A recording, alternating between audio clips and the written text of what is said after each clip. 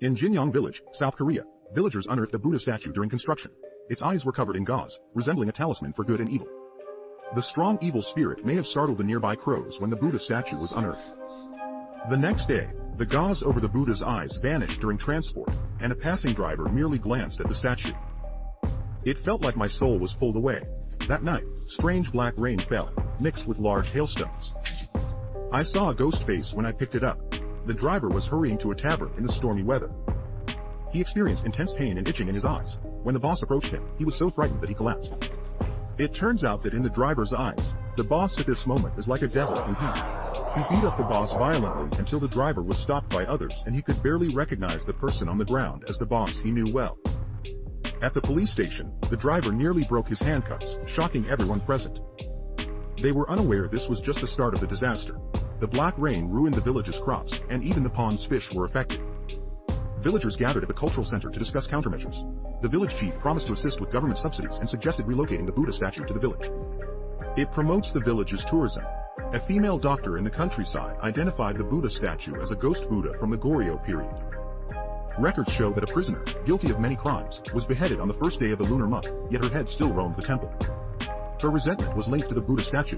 When the savior of all beings turns into a demon, do they worship Buddha or their own desires? The female doctor panicked and saw her desire for revenge. The truck driver who killed her daughter. The doctor called her husband to take revenge, sensing something was wrong. The truck driver, recently released from jail, rushed to the cultural center. Meanwhile, the villagers inside were arguing loudly and failed to notice the man with the sickle behind them. He had never done anything evil in his life, but the noisy scene in front of him made him feel like he was in hell. He stepped forward with concern, but was slashed in the neck by the man. Everyone fled in panic. The scene was like a real life purgatory. More and more people were bewitched by the eye of the demon Buddha and released their inner killing instincts towards their loved ones. Conscious individuals either gouged out their eyes or jumped. The survivors escaped to the exhibition hall. In the end, the village chief got his foot stuck in the door, and a young man came to help him by dealing with a mute. The once haloed hero turned into a feared thug. The village chief advised against letting him in, but his younger brother insisted on opening the door. After the young man came in, he looked at the terrified people and shouted loudly. Then everyone started to act and blocked the door tightly. Everything returned to calm for the time being. But before long, there was another commotion among the crowd. At the same time, their mobile phones received notifications that the military had turned the village into the source of the virus outbreak, isolating all personnel and supplies from entering and leaving them to fend for themselves. Crying for help is futile. In this despairing space, human nature resorts to extremes. They suspect each other of infection from their surroundings, and whoever falls will be lost. The suspects were imprisoned together. A student disagreed, leading to internal division and a fight among young people wanting to speak up. No one dared to step forward to persuade them until the glass of the ghost Buddha display cabinet suddenly cracked and the Buddha's eyes that bewitched people were exposed to everyone. They didn't know that the source of the infection was not the virus but the pair of gloomy Buddha's eyes. The female doctor mutated first, then the kind-hearted students who tried to protect her. Everyone else left to find the deep road outside. A group walked into the fog hand in hand while mutated individuals attacked and bit them.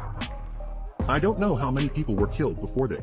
We found the bus and took it to leave this deadly place, but the driver of the facility let it go at an inopportune time. So, thousands attended this year. He was already mad before the mutation and was about to hit an oncoming car. The male protagonist and police chief bypassed the military defense and secretly entered the village in the car. At the last moment, this year swerved, causing the bus to overturn. The chief tried to exit the bus to save people but was stopped by the male protagonist. Neglecting self-care leads to consequences from heaven and earth. The male protagonist's self-protection proves to be wise. The bus passengers mutated, turning the car into a bloody slaughterhouse. No one can escape hell's judgment. The male protagonist and the chief drove to the ghost Buddha, the source of mutation, while being attacked by the ghost Buddha's crow apostles. The male protagonist, a folklorist skilled in drawing talismans, dispels the evil spirit and contacts the temple master for guidance on subduing the ghost Buddha. The master said that as long as the eyes of the ghost Buddha were covered, he and a group of monks would chant scriptures and let the male protagonist's mobile phone play loudly. This is the remote salvation of the new era. Soon, the two came to the outside of the ghost Buddha exhibition halls. The two were driving blindly and crashed into the ghost Buddha. Fortunately, They were not seriously injured, but the director was captured by the ghost Buddha and opened his eyes. He quietly left the male protagonist aware. The protagonist struggled to cover the ghost Buddha's eyes with newspapers and debris. The chanting of monks echoed in the hall, calling for the return of the fallen soul. When the male protagonist finally carved the commandment that if you can't see it, your heart doesn't exist, the dry ghost Buddha in the outer wall collapsed, smashing through the underground tree layer, as if falling into the purgatory magma. The confused people came to their senses and hugged their loved ones, but more people found themselves with blood on their hands and bodies. Two things in the world are impossible to look at directly: the sun and the human heart. Isn't the ghost Buddha's eye the abyss that sees the human heart? Remember, don't look into the abyss,